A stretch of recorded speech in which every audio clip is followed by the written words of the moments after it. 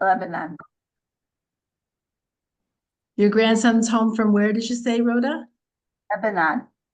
Oh, Baruch Hashem. Wonderful. He He should arrived this morning. wonderful. He should be in good health and be able to be home as long as possible. So I'm very glad to hear that. That's great. Okay. Is home from Gaza. So He was in Gaza last call up.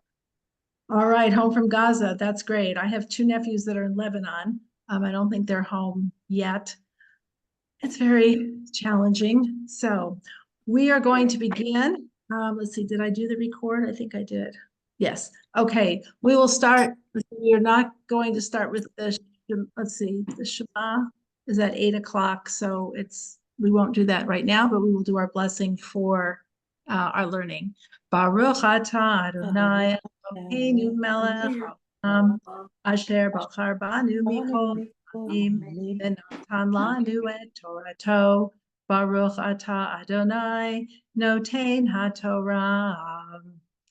I hope everyone had a meaningful, festive, joyful Sukkot, Shmini Atzeret, Simchas Torah, all of that. It was I think, challenging for all the Jewish people around the world about what the day was going to be like. And so many messages from the rabbis, from the soldiers, from the families who have lost people to say we don't want Simchas Torah to be one of the hostages. We have to take the holiday back and bring it back under our wing and under our tent of joy, because it is the serving Hashem b'simcha in a state of joy is what it's all about. And simcha does not necessarily mean that we're happy. What it means is that simcha is what you feel when you are doing the right thing in the right way at the right time. So you can be in a state of simcha even in a time of sadness. And so we danced and we had Simchas Torah. So it was beautiful, and Hashem all our hostages should be released. Our soldiers should have success. All the wounded should be healed. All of the families should have nachama. They should be comforted. So yes, Rhoda, I saw your hand up. It was very joyous at H. The singing and the dancing and the throwing up of the kids on their father's shoulders was amazing. It was totally besimcha. Totally besimcha.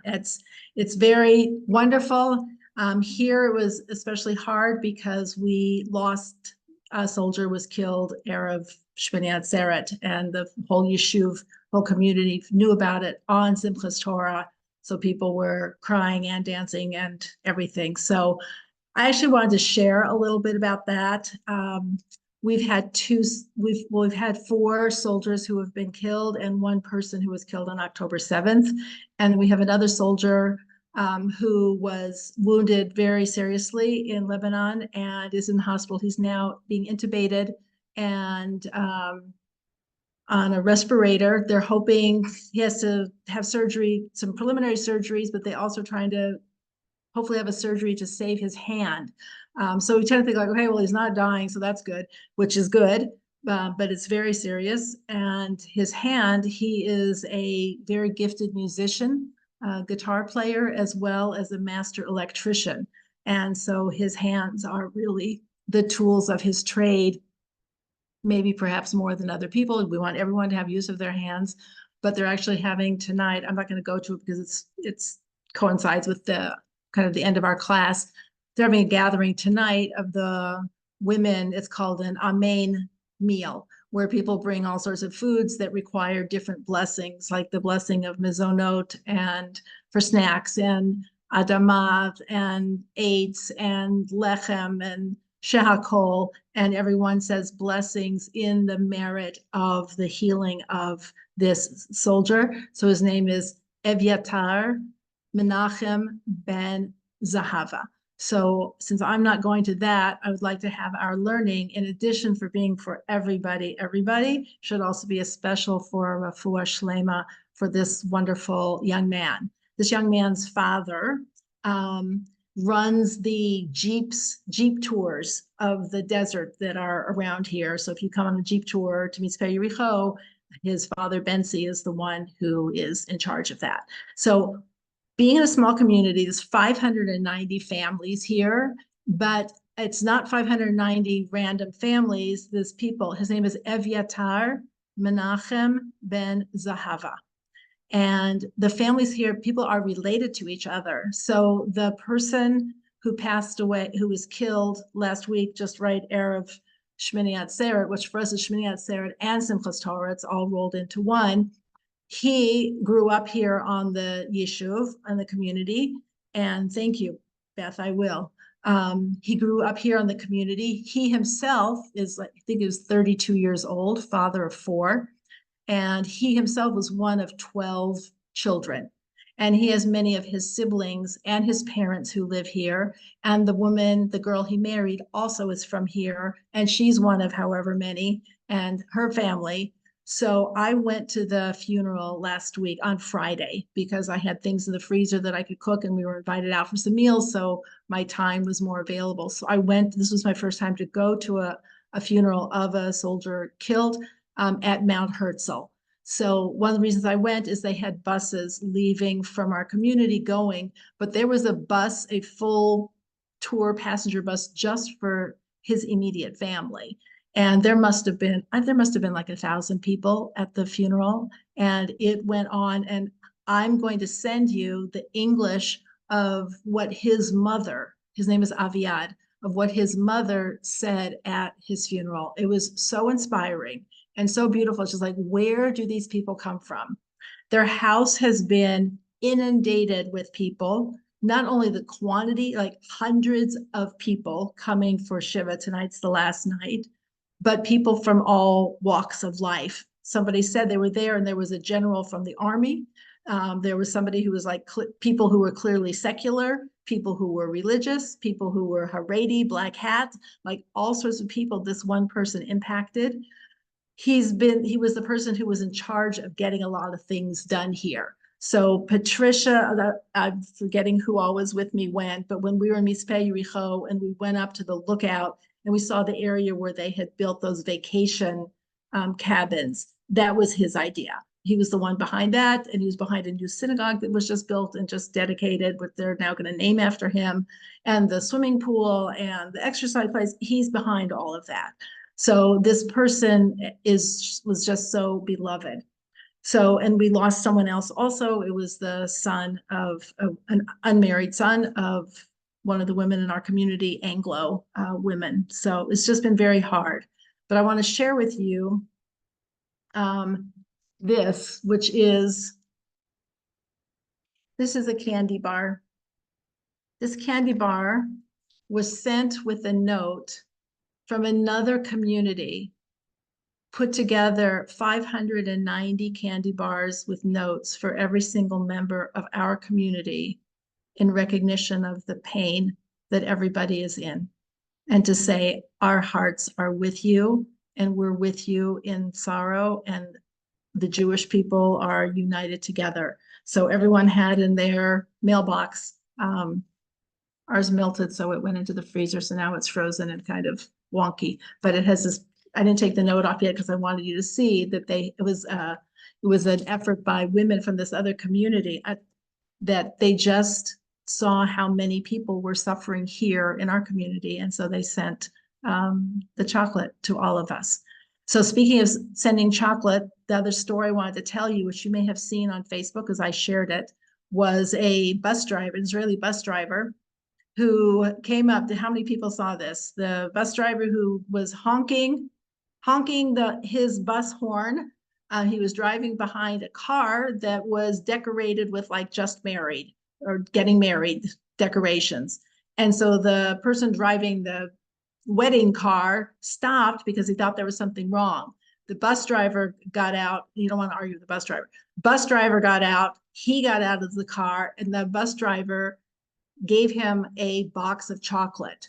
And he said, this is for, like, are you the groom? Are you the one getting married that's in this car? And he said, no, I'm going to be driving the couple after the wedding. He said, well, this is for the bride and groom to give to them. He says, well, do you know them? He said, well, obviously I don't know them because I asked you if you were the groom. So I obviously I don't know them because I didn't know who you were.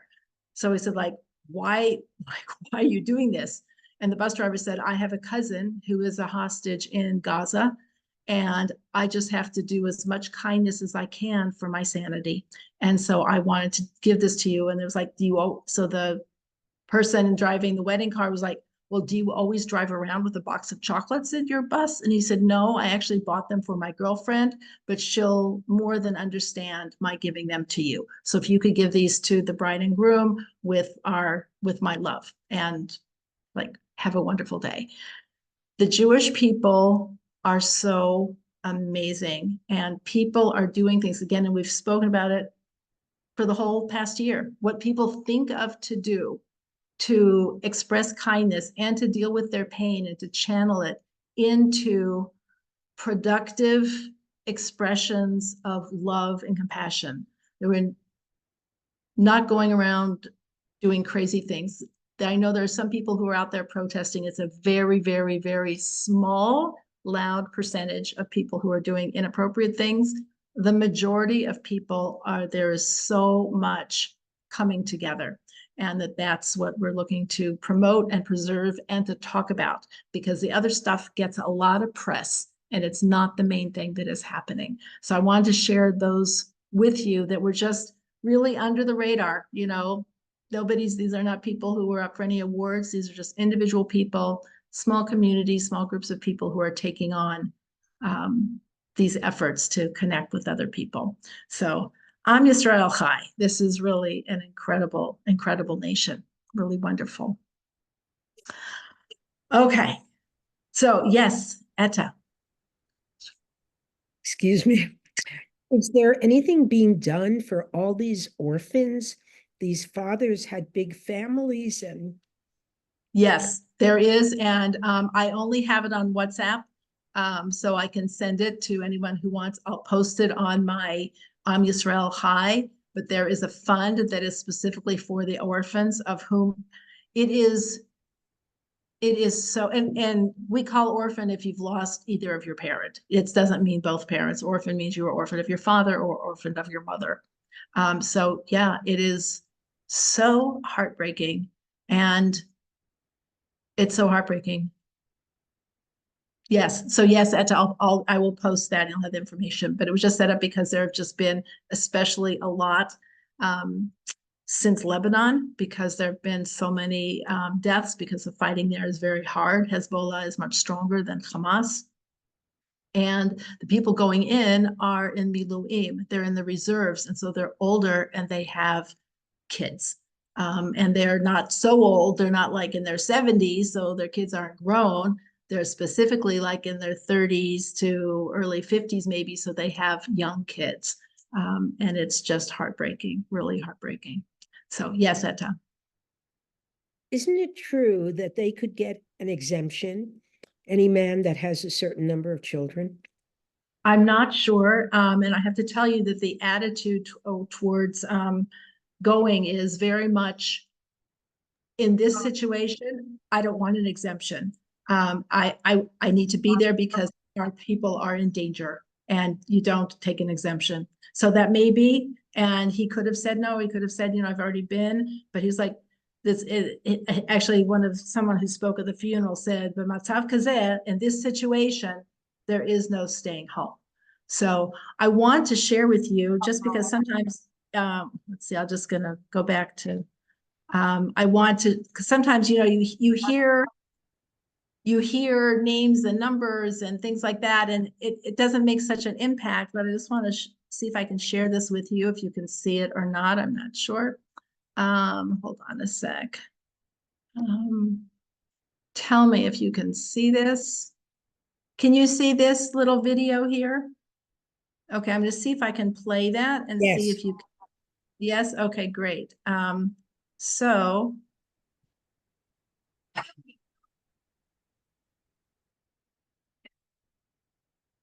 okay, this young man here. What is that we're looking at? That is Aviad, the one who was killed. with the young children. What does he have there? He went back in at Sukkot, and he needed a lulav and etrog, even in Lebanon. And, it comes in a little plastic bag, which is not going to survive being in Lebanon. So he created this case, which is what he's showing, out of a rocket. A rocket goes in there. So he figured the heavy metal. So he was very excited to make that, and it just fit his lulav and etrog. So that's what he took into Lebanon. So that's Aviad in his home. You can tell his bookcase is filled with Torah learning. He was an amazing Torah scholar as well. So that was Aviad, really a beautiful person. So just a little hint of just one of the faces of many, and the impact of all of this, aside from the big family. One of my friends here, just one friend, was telling me that she has kids who are the exact ages of each of Aviad's 4 kids. So now her kids are in a class with children who just father was killed, and their own fathers are also in the army, which just freaks them out and makes them worried. And the rabbis and the teachers talk to the kids about what to say, what not to say, and how to react. And the kids are stepping up, which they shouldn't have be in a position to have to do this. They are stepping up because it's, even adults get kind of like, I don't know what to say, and, feel all awkward and uncomfortable, and the kids are stepping up. So I'm not sure what the net effect is going to be of the trauma to the Jewish people, but it's also strengthening. And there's incredible role models around for these kids and other people to learn from. So with that, we move forward, and we move forward where we are in the year too. So we finished the month of Tishrei, and the whole month, and everyone always said, and especially here in Israel, everything is on pause during the month of Tishrei. Nothing happens, no appointments are made. Basically, nothing happens unless it's an extreme emergency. And it's like after the holidays, after the holidays, after the holidays. So now we're in that after the holidays. And this coming Friday and Shabbos will be Rosh Chodesh Cheshvan, which is called Mar Cheshvan. Mar Cheshvan, which means bitter Cheshvan, but it also means Mr. Cheshvan. It is the month that has no holidays in it whatsoever. So it's considered, especially after the month of Tishrei, which was loaded with holidays, that this then is kind of a cold turkey and we have nothing. And yet this month is considered one of the months that is most auspicious for spiritual growth, spiritual connection, and really taking off to a whole new level. Because when you are in the month of Tishrei and you're surrounded with the holidays and everything that is needed to be done, and all of the being in synagogue and the meals and everything that is involved, you're building your sukkah, you're blowing your shofar, you've got your lulav and esrog, so many things are going on. You're fasting, you're counting, whatever it is that you're doing is wonderful and immersive, but it also is very distracting because it's not your normal routine. So it's a little bit like going on a trip or going to a retreat, and you gain something from a retreat, but the opportunity is, what do you do after you leave the retreat and then come home? And you are in a normal routine, and your regular life starts happening. So this month, always in the month of Cheshvan, as we're getting close to the month of Cheshvan, and this year specifically on Rosh Chodesh Cheshvan, on Shabbos, we are reading the parsha of Noach. Noach and the flood. In Hebrew, it's called Mabul. So the Mabul is the flood, and it is the parsha of Noach.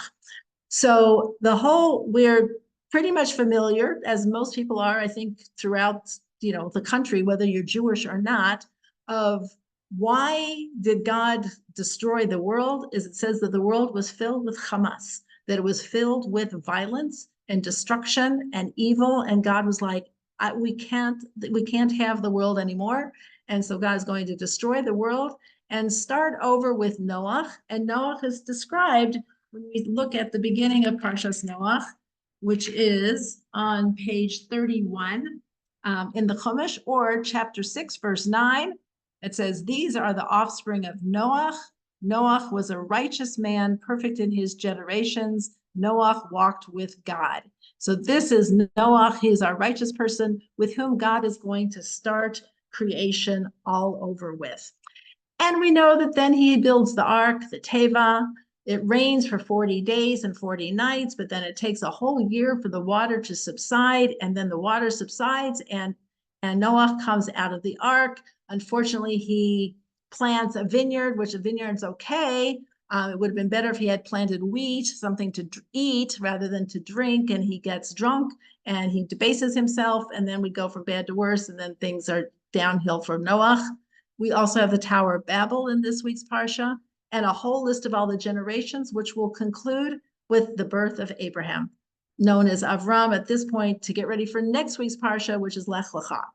I'm always surprised that between the parshas of Bereshit and Noach, that so much happens and is condensed in these two parshas, and then there we're off to the story and the telling of our narrative, which really picks up with Abraham.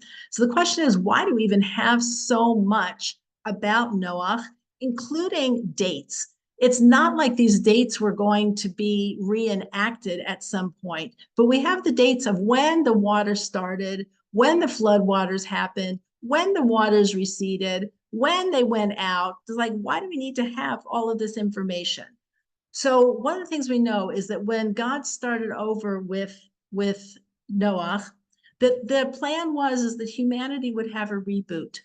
And the reboot was going to be not just we're starting over, which would have been good enough, but this reboot, and I just learned more about this year. So this is from Harav Shmuel Eliyahu and Rav Moshe Wolfson. Just beautiful insights to share that are not theirs. They quoted from the Zohar and from Gemara, from the Talmud as well. It says, what was it like? What was it like on the ark? What was happening there? So we know that it was built with different levels, where the people were, where the animals were, where the waste was, that's good. And we know that 2 of every animal went on, male and female, except for the animals that were considered pure, that would later be the pure animals that could be offered for a korban, like the kosher animals. There were 7 sets of those. But there were animals on board that were carnivorous, like lions. So what did the lions eat? So you know, what did the lions eat? They had to eat for a full year. No freeze-dried food. Does anybody know what they ate? Any guesses? What do you think they ate? What do you think? They ate whatever they wanted. They ate whatever they wanted. That would have been interesting. So a lion, do you think what he would want would be like the zebras next door? It's like, I think I'll go for the zebra. There's a big problem. Once you've eaten 2 zebras, that's the end of zebras, and that's the end of your meals. So lions don't eat often, but they eat more than 1 zebra a year or 2 zebras a year. So that would have been a problem, but that would have been their natural inclination. Etta, what do you think? I think that they fed them what they fed all the animals, which was probably some kind of grain or something like that. And just for Okay. that time, they were able to function that way because it was a miracle. It was a miracle. Okay, so it was a miracle. So let's talk about it, because normally the carnivorous animals would have been carnivores, and they don't eat other animals because they're mean. They eat other animals because their bodies are designed to live and extract the nutrition from other animals in order to survive and to grow and to flourish. So if you give a lion, could you give a lion for a year? Could you feed him just hay or grass? And the answer is you couldn't do that. No. It would actually die. So that's why zoos, otherwise you could have a very interesting policy at zoos. You could say, we're just going to give all the animals grass and grain and everyone will be fine, because you're not on the wild. You don't need to hunt, and so you'll have that. That would be a disaster, because that's not how the animals are designed. However, what do we know is that at creation, when God created everything and first set up the animals, our life in the Garden of Eden, all animals were only vegetarian. It's only after the sin of Adam's sin that it changed everything. It changed people and it changed animals, which is why in the prophet Isaiah, when he talks about the coming of Mashiach, when we go back to a Garden of Eden kind of vision of what's going to happen, what's the image? The lion the lamb will lie down with the lion, will lie down with the lamb, and the child will sit by the viper's nest. Not a good idea. So in those times, everything will become vegetarian and everything will become calm and domesticated. So that was what happened on the Teva. Not because we're going to have a food problem, because God could have, if he made the miracle of the Teva holding all of those animals, which it shouldn't have been able to hold, for a year, with Noah and his limited family feeding all those animals, which should not have been possible. It would have taken a whole zoo staff to feed everybody. And he was able to do it because God helped. God could have made a miracle and made like how they have now, like meat, like whatever that's whatever, kind of like tofu meat or something, whatever. It could have made something for the lions to eat. But the point wasn't, how are we going to do the food? The point was, what was the Teva? The Teva was meant to be Garden of Eden. The Teva was meant to be not just a reboot. We're starting over with humanity because we got rid of the people who are too much of a disaster. We're starting the whole thing over. And what was meant to happen is that on the Teva, that the animals would go back to their previous construct of how their bodies worked, and they could extract enough energy from grasses and grains and hay in order to survive for the year. But something happened. Something went wrong, because there was one rule on the Teva. There was one rule. It's not in the text, but it comes down from our sages. It says that Noah and his family, and he was there with his sons and his daughters-in-law, that nobody was supposed to engage in intimacy. There was to be no marital intimacy. Why? Because the world was being destroyed. And how inappropriate and cruel would it be for you to have physical pleasure while the world is being destroyed? It's like, it's one thing that you're being saved and you should be grateful for that, but you are not to engage in pleasure. So one of Noah's sons did, his son Ham, did engage, and that ruined everything. So just as in the Garden of Eden, there had been one commandment, don't eat from the tree of knowledge of good and evil, there was one commandment on the ark, which is to not have marital relations. So Ham did, and it said that it reintroduced cruelty, because that's cruel to do that. It's like how people are feeling, lahavdil, separation, that during a war, is it right for me to enjoy myself when there are so many people suffering? Now, our rabbis and sages have said you must, because you must keep on living, but there is a part of us that's appropriate to hold back. So that was the one deal, that they could not have that pleasure. And Ham, Noah's son, did. And so it reintroduced cruelty into the system. And so the animals went back to becoming, at the end, they went back to becoming carnivorous. And it says that that when Noah got off the ark, again, this is in the Midrash, the commentary, that he was limping because the lion had kicked him because he was delayed in bringing him food. He says, why did he kick him? He said, because he had already reverted back to his meat-eating status, and he wasn't full from the grass. He needed meat. The lion needed meat. So what is all of this telling us? Is saying there was an opportunity to reboot humanity to the very beginning, and Noah was going to be that person. There's a beautiful gematria hint that tells us that what was supposed to happen was a new beginning, and it still was a new beginning. It was just a little off track. Where did the ark land? Like, people know this, like in the general culture. Does anybody remember where did it land? It says in the Torah where it landed afterwards. Mount Ararat, right? Which is in Turkey. Okay, Mount Ararat, which is in Turkey. The Torah says, like, why do we need to know that? Okay, it landed in Mount Ararat. Guess where it was supposed to land? It was supposed to land in Eretz Yisrael.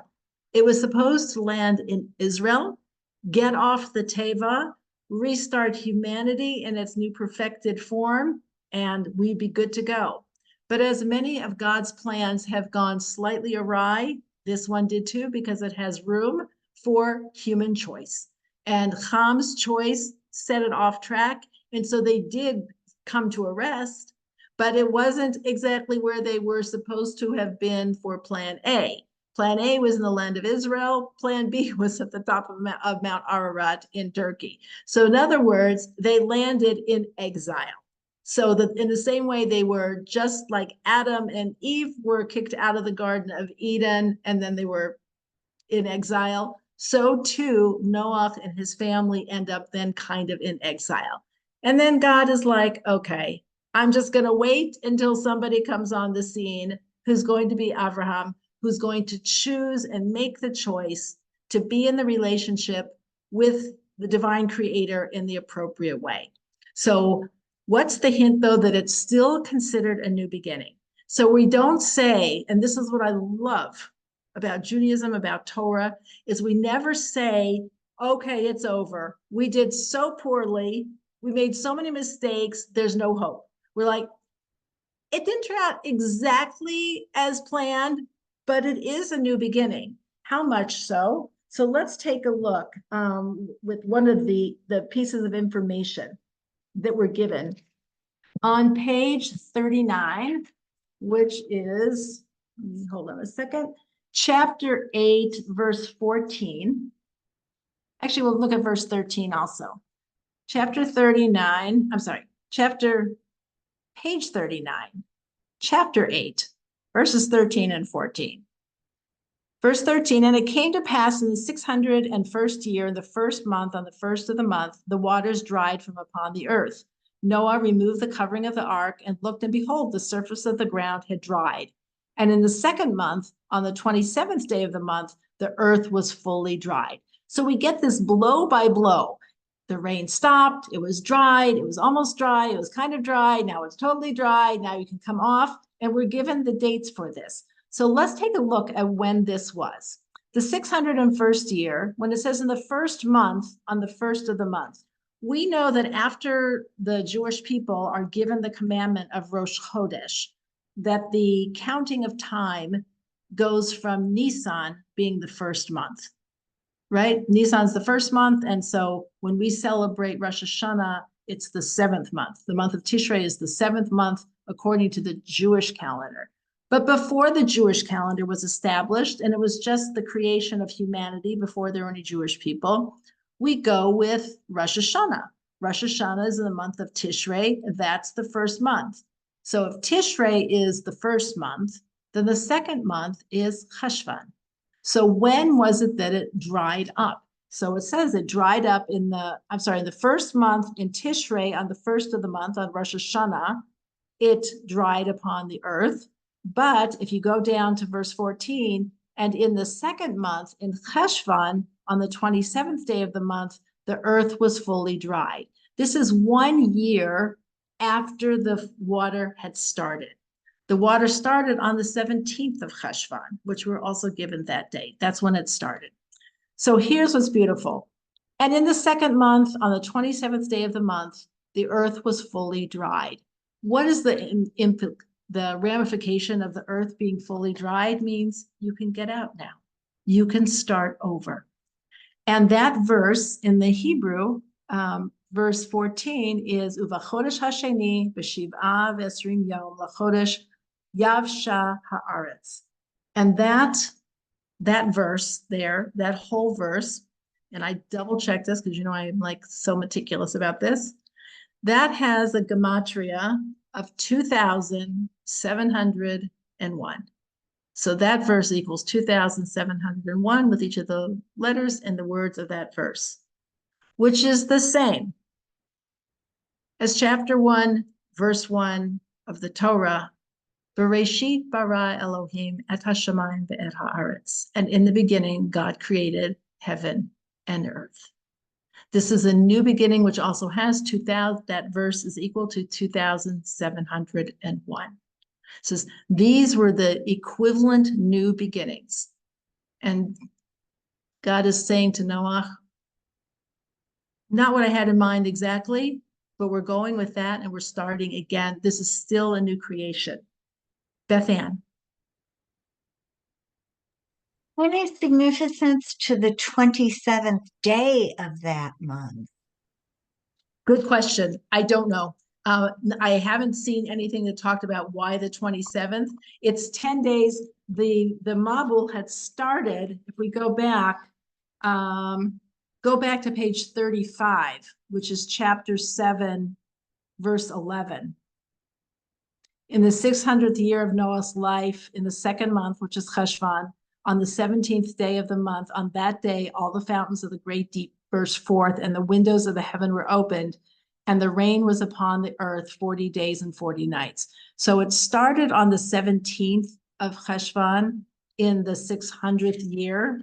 And then where we just started here on page 39, the 601st year, on the first day of Tishrei on Rosh Hashanah, it was drying. The surface was dry, but as you know, if you go hiking, what they call the mud season up in the mountains, where you can have the surface is dry, but if you go hiking, it's mushy underneath.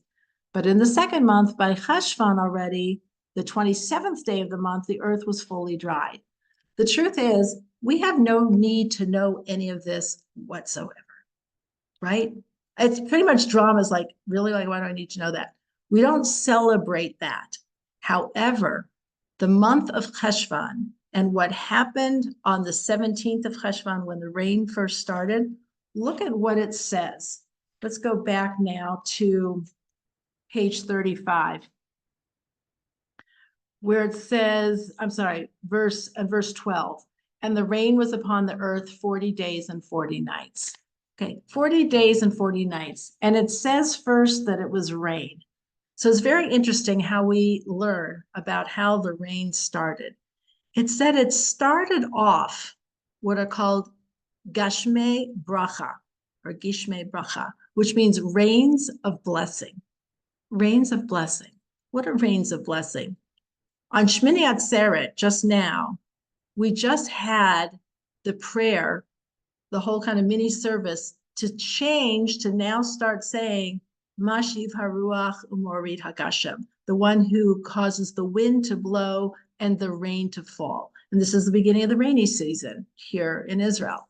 So rain, and with the whole services, like it should be rain that should be for health and not for sickness. It should be for plenty and not for starvation. Because rain is very particular.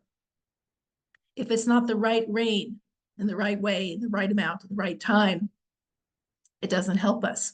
So rain is considered the epitome of the specific kind of blessing that God gives the world.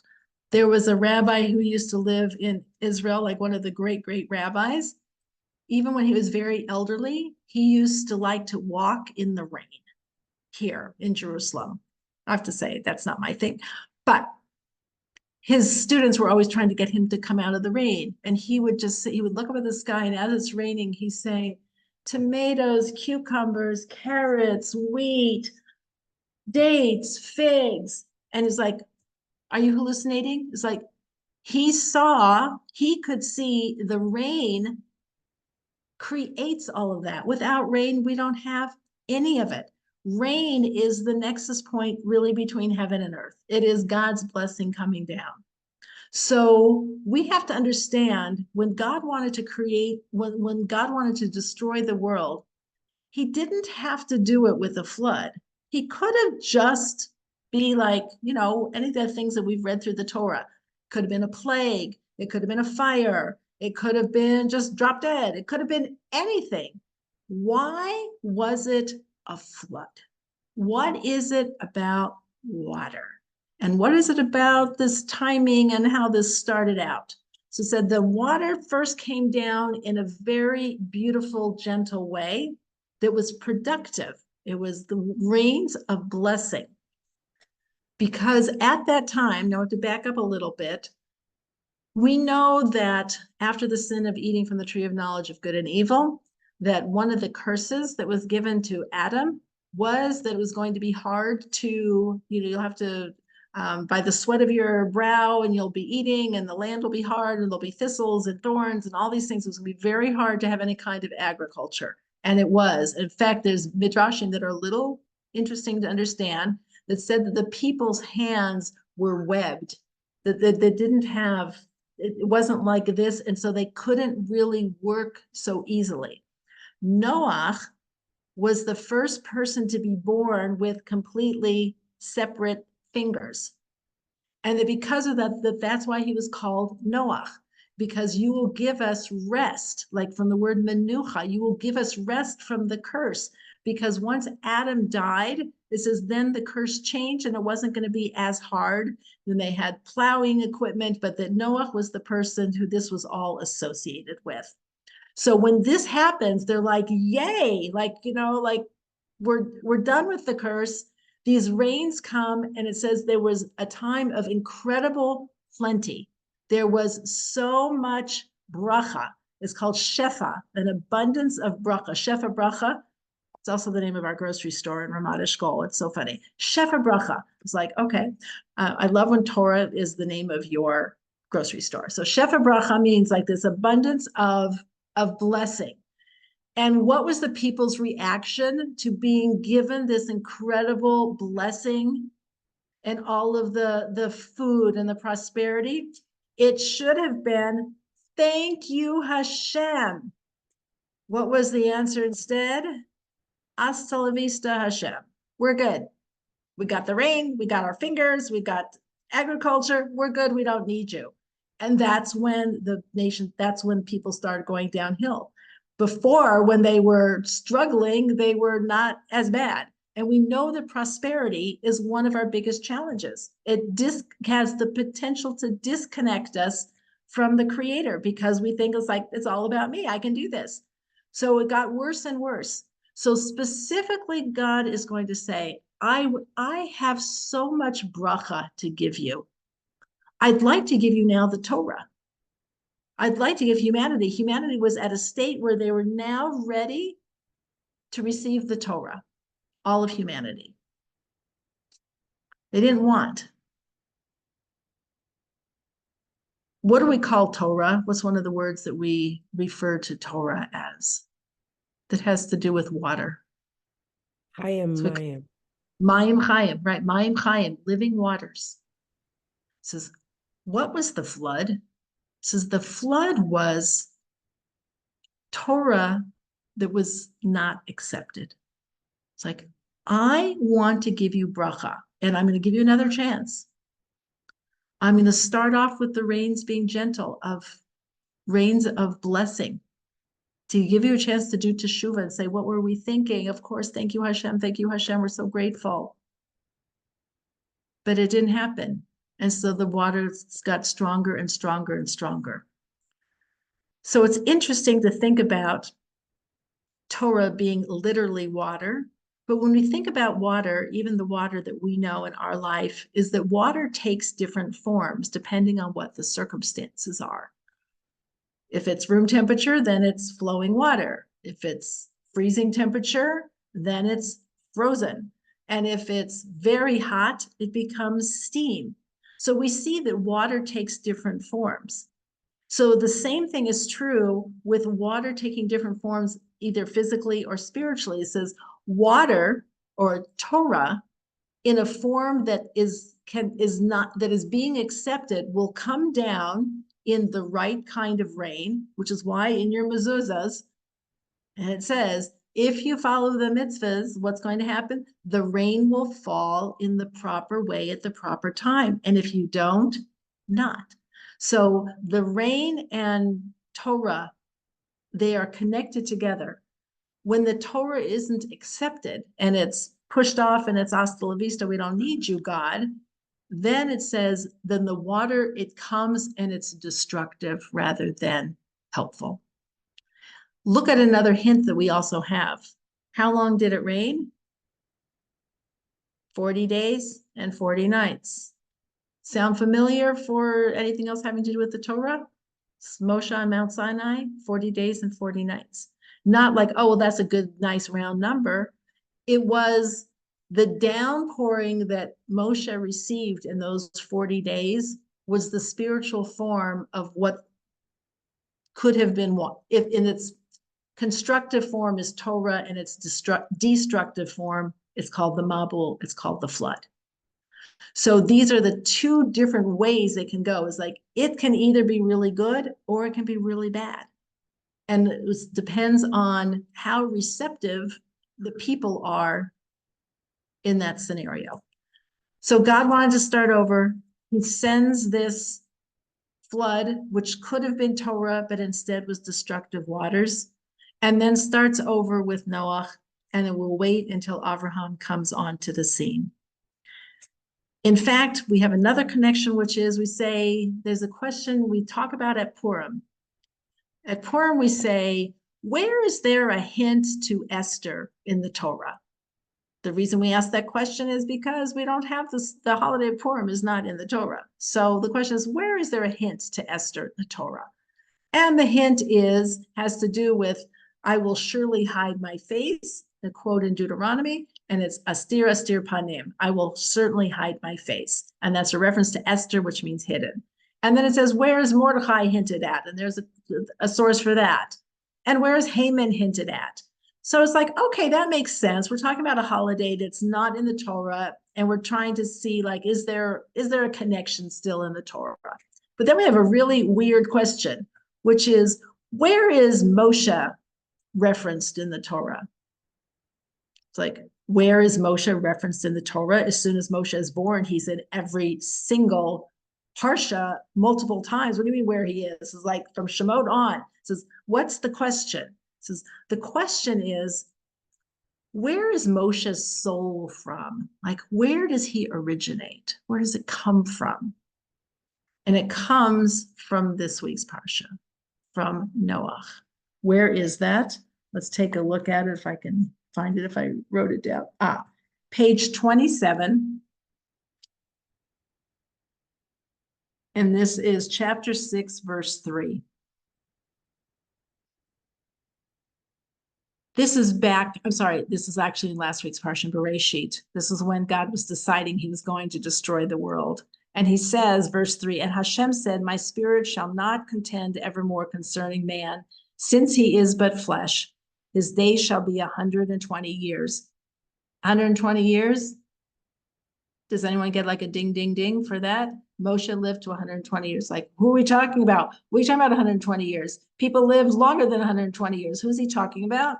It says, since he is but flesh.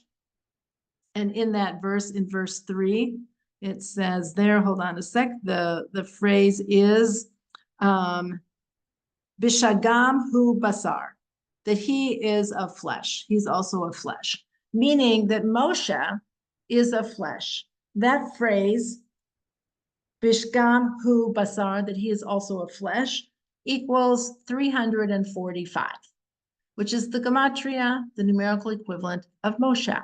Moshe is, Mem is 40, Shin is 300, and Hay is 5, 345. He is a man of flesh. Says that Moshe really makes his first appearance as Noach, and he was meant to bring the Torah to the world. But guess what? He did not succeed in that, because when God informs him that he's going to destroy the world, what does Noah, and he should build the teva, he should build the ark and be saved by it. What does Noah do? He builds the ark and is saved by it. And he doesn't say anything to God about, why are you going to destroy the people? You need to forgive them. And I don't want to be in this world if you're going to destroy humanity. He doesn't say that. He's just like, yeah, that's fine. I'll build the ark and be saved. So we know already the comparison that Noah is saved by in an ark, and Moshe is also B'teva. He is also saved in an ark. And in Israel, hot dogs wrapped in puff pastry are called Moshe B'teva.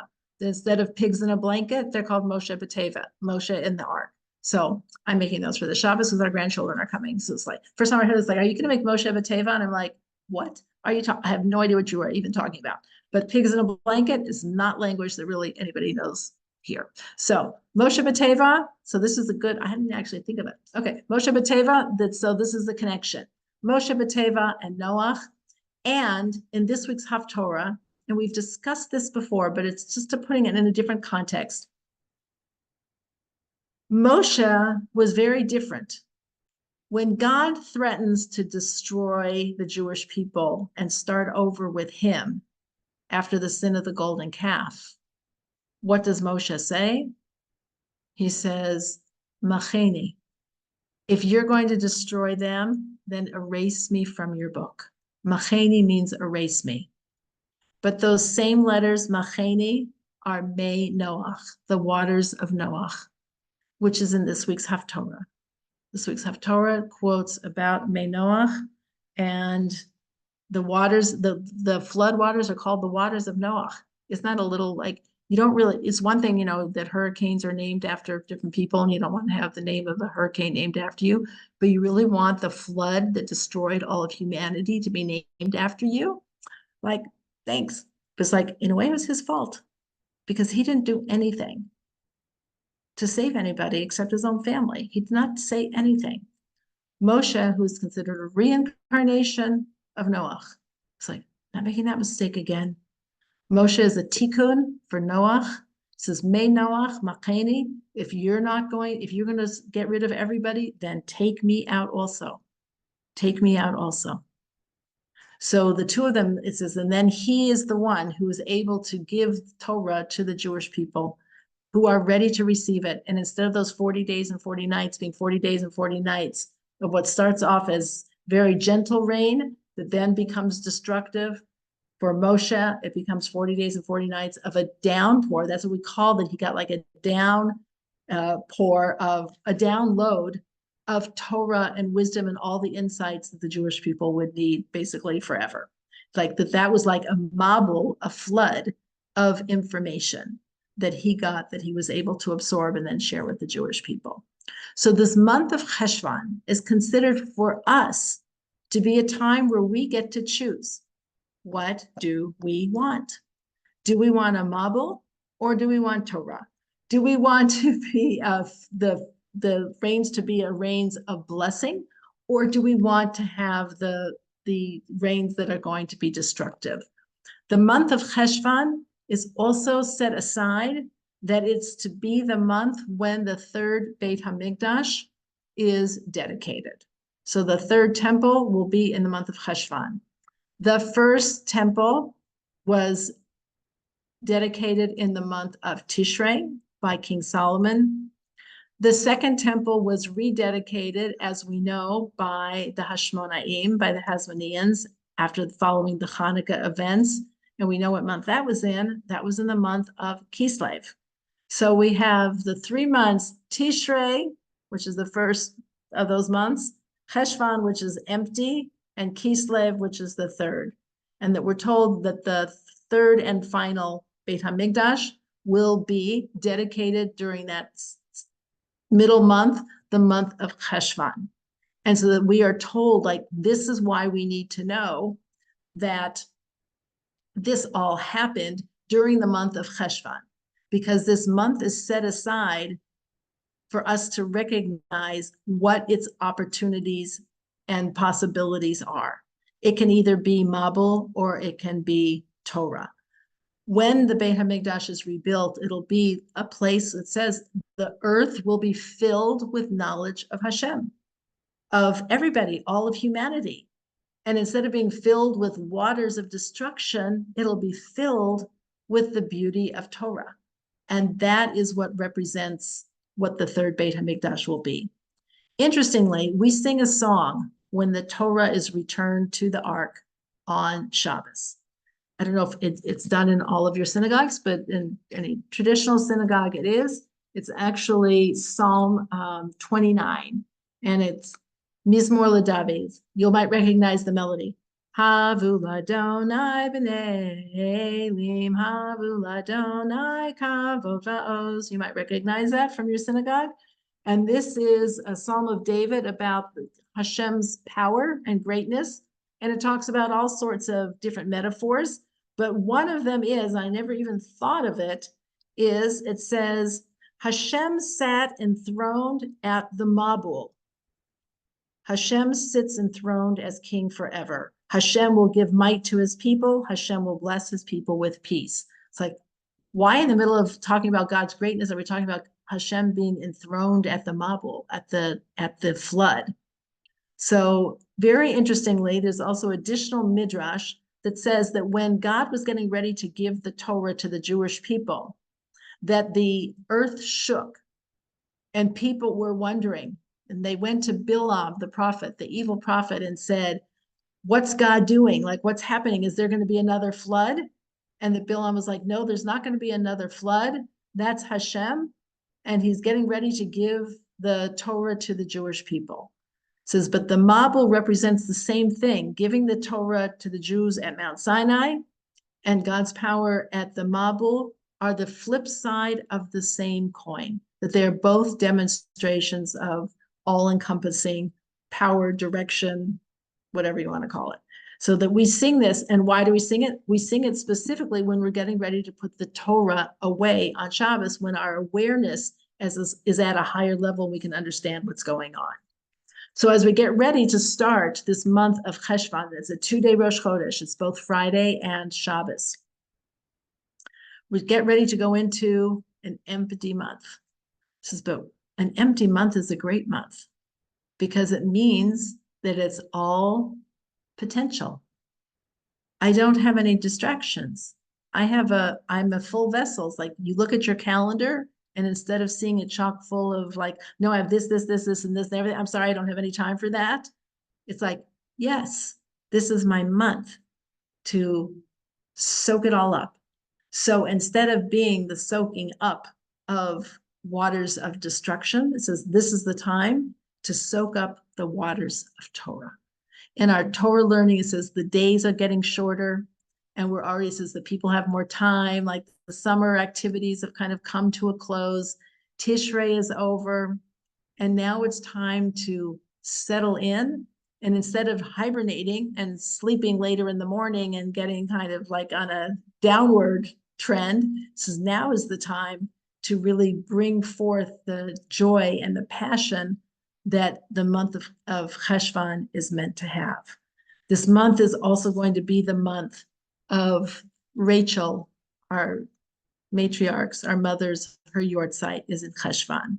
And it says that she represents, and we'll talk about it later when we get closer to her yortzeit, that she represents the person who is so personally connected to her role for the Jewish people and what she has to give, and recognizing that Hashem is the one in charge and that she just wants to do her part.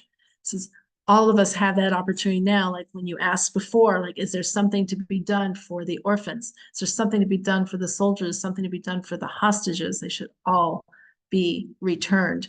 That there are things to do, and this is the time to do it. Says that this is the time now that I haven't put away my sukkahs things. We did took down the decorations, but didn't put them away yet. But it's time to put all that away and be in ordinary time. And when we are in an ordinary time, just like when we come back from the retreat or the health retreat or whatever, it's like now we can see where we're really at and what the truth is of what our status is. So we want to be like Moshe and not like Noach. We want to be the enhanced version of ourselves, to learn the lessons, to care about the other Jewish people, to care about all of humanity, to be requesting their peace for everybody and health and goodness for everyone. And that's, we want our fates linked with theirs, and that we should all benefit from Gashme, from the rains of blessing in the form of actual rain, and have productive harvest and yummy food to eat and to enjoy, and prosperity, economic prosperity. Is the root of the economy is food. The root of the economy is rain. And so now that we are praying for rain and acknowledging that God is the source of the rain and God is the source of the blessings that come from the rain, and cultivating, not just, as I said, someone says, we don't want to just have an attitude of gratitude. We actually want to be grateful. Because someone said, I have a very good attitude towards exercise. I just don't do it. I have a very good attitude towards lots of good things, but attitude is good. Activation is more. So where we want to be like Noach is, we do want to actually build something. And he built a teva, and a teva, which is the ark, says it's also the same word as a word, to build the words, to build our words of Torah, to build our words of tefillah, of prayer, to build our words of kindness, whether it's, you know, in writing, like the bus driver giving his mazel tov with a box of chocolates that he bought for his girlfriend that end up, you know, for a bride and groom that he didn't know, whether it's the words, the heartfelt words from this community sending us chocolate. The economy of Israel must be devastated with the war. I don't know what the status is. All I can say is the restaurants are full, the stores are full. We have not seen any shortage of anything that we've looked for when we've gone to the grocery store. The malls are full, the cafes are full, people are out, and people are suffering. And how, I have to say, I consider this one of the hidden miracles, because everybody was predicting that, like, there's going to be a shortage of bread, there's going to be a shortage of milk, there's going to be a shortage of all these things. There have not been any shortages. I don't know. And we know what happened during COVID. I mean, here in America, there was a shortage of toilet paper, and here there was a shortage of eggs. But every place has their thing that becomes a shortage when there's a struggle. It's not a shortage of anything. I have no idea. Like, Hashem is blessing us even in the trauma. I have no idea how it's happening. And it should only continue, and we should, the farmers and everybody should be able to get back to their homes, all the people who have been displaced.